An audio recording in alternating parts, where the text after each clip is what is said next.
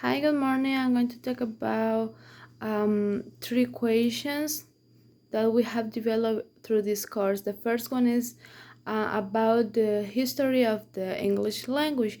I can remember that about this topic we can divide the history of the English in four periods: the Old English, the Middle English, the early modern English, and the modern English.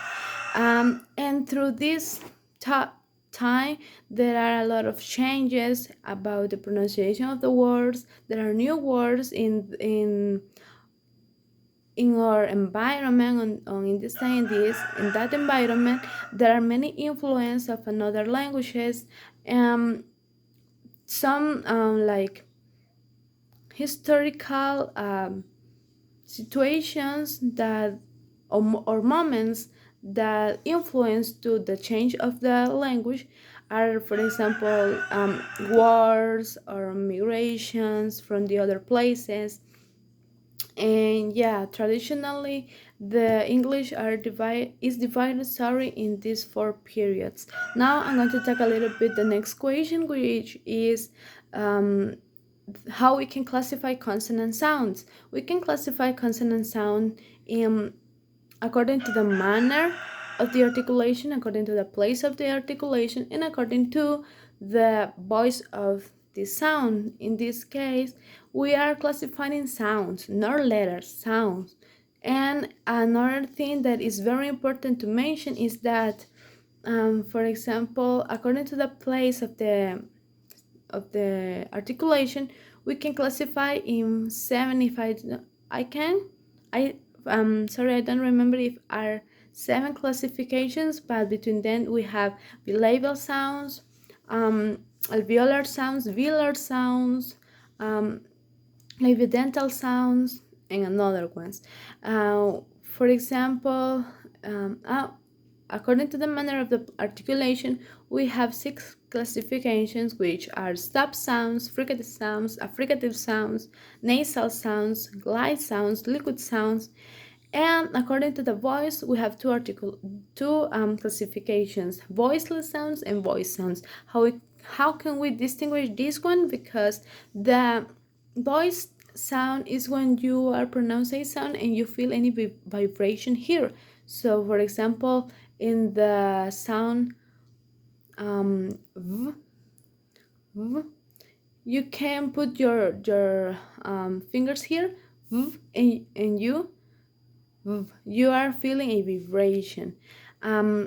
Some like examples that I can mention is with the sound p in the word potato.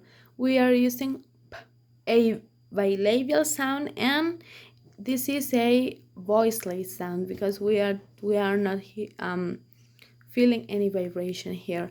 Another example could be the sound which is a nasal sound, for example, in the word mom, and also is a voiceless sound. Another example could be the the sound n, in which is, for example, in the word nasal.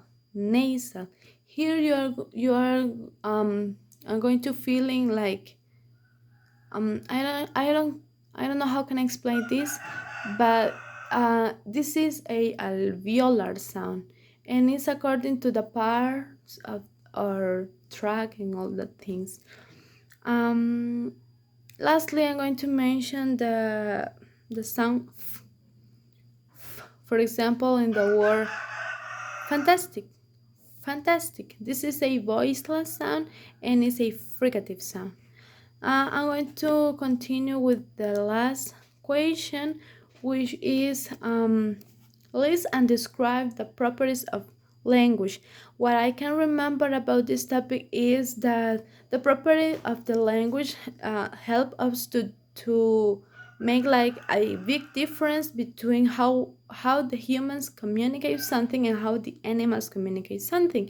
In this case, we are we have the ability of having to a system of communication, and the property of the language are that a system of communication. And some of these unique aspects are, for example, the reflexivity, which is the ability that when we are talking or when we are using a language, we are thinking and we are talking the language by itself. And another aspect that I can remember is cultural transmission, which means that the language is passing through the years, through generation to another generations. And this is very important because in that way we can influence on new words and new aspect how we can communicate something. The pro- productivity is another aspect, which is the capacity that humans have to manipulate the language and create new words. For example, the word, when I say I don't remember anything, I'm going to Google it. Google it. In the probably in 20 years ago, people don't know what was Google it, but this is like the changes that the language suffer. And I'm going to mention the last one, which is arbitrariness. For example, if we have the word flower, I'm going to imagine in the flower because I can socialize this kind of words because I know how is a flower. So basically, in that consists the arbitrariness. It consists that in the natural connection between the linguistic form and the meaning or in its meaning. Thank you.